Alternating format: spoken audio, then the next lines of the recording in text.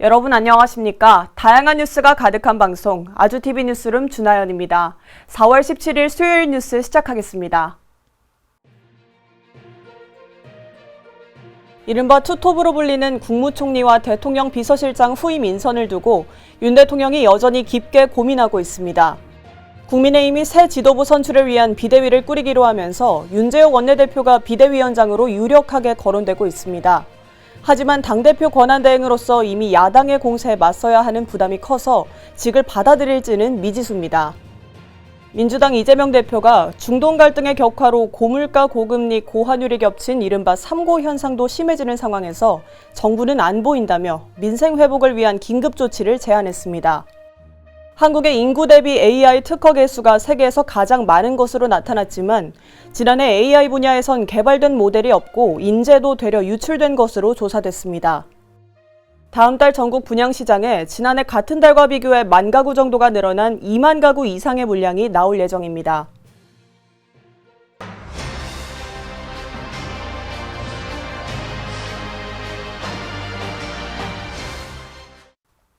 투톱이라고 불리는 국무총리와 대통령 비서실장 후임이 아직 정해지지 않았죠.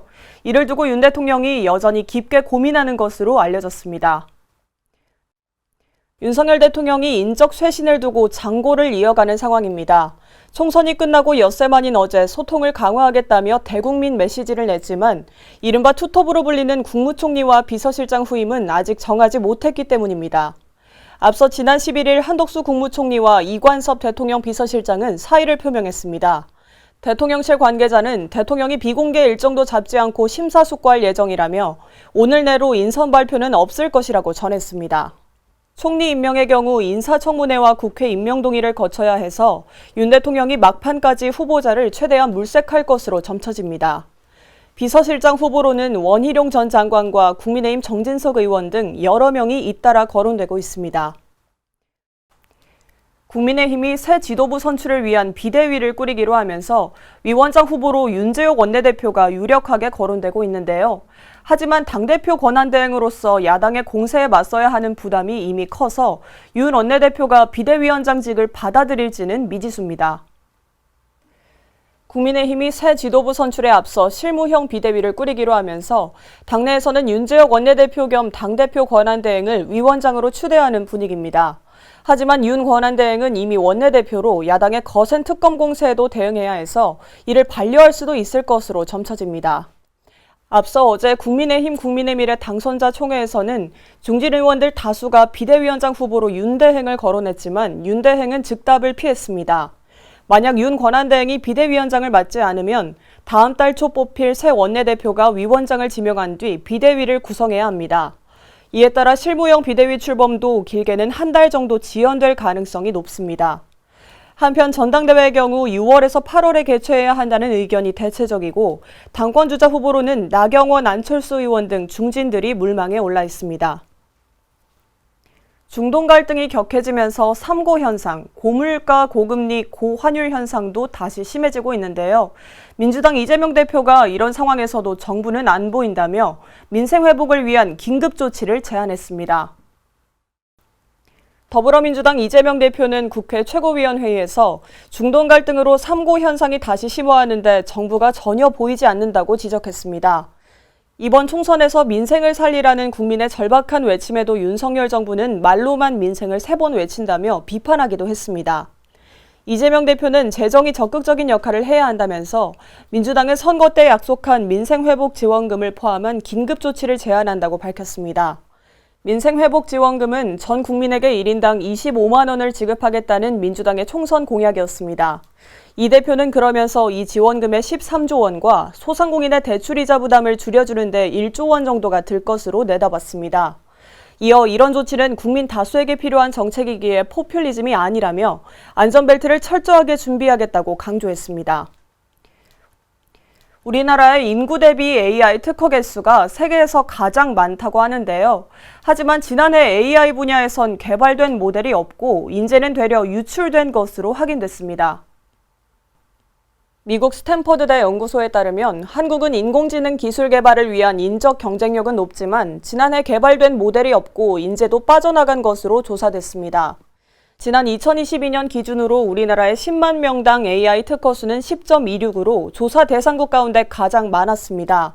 이는 4.23으로 3위에 오른 미국을 크게 앞지른 결과입니다. 하지만 생성형 AI 기술의 기반인 파운데이션 모델은 지난해 하나도 개발되지 못한 것으로 알려졌습니다. 인구 10,000명당 AI 인재가 이동한 지표도 마이너스 0.3을 나타냈는데 이는 AI 인재가 국내에서 해외로 나갔다는 뜻입니다. AI에 대한 우리나라 민간 투자 규모도 1년 새 절반 이상이 줄어들면서 순위도 3계단 뒤로 밀려난 9위를 기록했습니다. 다음 달 전국 분양시장에 2만 가구 이상의 물량이 나올 예정인데요. 지난해 같은 달과 비교해 1만 가구 정도가 늘어난 규모라고 합니다. 오는 5월 전국 분양시장에 2만 가구 이상이 공급되면서 시장이 모처럼 활기를 띨 것으로 보입니다. 부동산 인포에 따르면 다음 달 전국 분양시장에는 23,063가구가 공급됩니다. 13,000가구를 넘긴 지난해 같은 달보다 1만 가구 가까이가 늘어난 겁니다. 이 가운데 12,000가구 정도가 수도권에 나올 예정인 것으로 알려졌습니다. 지방에서는 이를 제외한 물량인 11,000가구가량이 공급되는데 물량은 수도권과 비슷하지만 단지 수가 4곳 더 많습니다. 부동산 전문가는 이번 달부터 개편된 청약제도가 적용되기 때문에 내 집 마련을 원하는 사람이라면 주의 깊게 살펴보라고 권했습니다.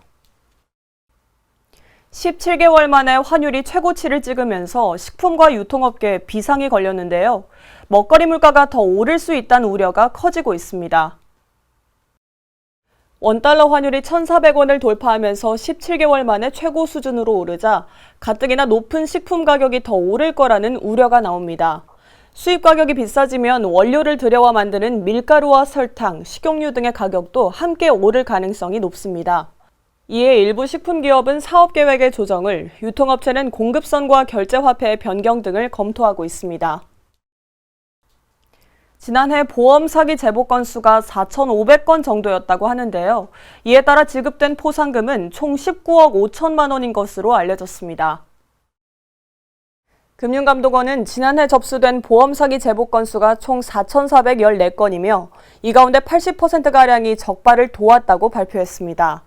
전체 제보 건수는 이전 해보다 400여 건이 줄었는데 이는 제보의 대부분을 차지하는 음주 및 무면허 운전 제보 건수가 줄어든 데 따른 결과입니다.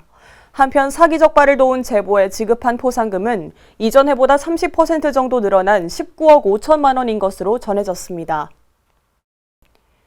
방통위는 불법 스팸 문자를 제재하기 위해서 지난달 전송 자격 인증제 방침을 공표했는데요. 이번에는 이통사 3사와 함께 이를 준수하기 위한 공동협약도 체결했다고 합니다. 방송통신위원회는 이동통신 3사와 문자중개사업자들이 전송 자격 인증제 자율 운영 방침을 준수하도록 공동협약을 체결했다고 전했습니다. 이번 협약은 방통위가 지난달 전송 자격 인증제 가이드라인을 공표한 데 따른 것입니다. 해당 인증제가 시행되면 떴다방 등은 사업자 인증을 받을 수 없고 불법 스팸 발송처의 추적도 빨라져 신속한 제재가 가능해집니다. 이어서 날씨 전해드리겠습니다. 앞으로 기온이 점차 오르겠는데요. 내일도 오늘처럼 하늘은 맑겠지만 곳곳이 황사의 영향을 받겠습니다. 전국이 비 소식 없이 포근하지만 황사의 영향으로 대기는 탁한 상황인데요. 강원 영동과 경북 지역엔 미세먼지 경보가, 경기도와 충북 대부분의 남부지방에는 미세먼지 주의보가 내려져 있습니다. 내일도 오전까지는 전국의 미세먼지 농도가 나쁨 수준을 보이겠고요. 경상도와 광주, 전남, 제주 등지는 오후까지 나쁨 수준이 이어지겠습니다. 강원은 오후에 보통 수준 나타내겠고요. 그 밖의 지역은 한때 공기가 탁하겠습니다. 기온은 점점 오를 전망입니다. 서울의 낮 기온 오늘은 23도로 어제보다 5도 정도 높았는데요. 내일은 26도까지 오르면서 덥게 느껴질 수 있겠습니다. 내일도 오늘처럼 전국 하늘이 맑겠는데요. 다만 곳곳이 황사의 영향을 받아서 호흡기 관리 잘 해주셔야겠습니다. 오늘 준비된 뉴스는 여기까지입니다. 수요일 아주TV 뉴스는 마칩니다.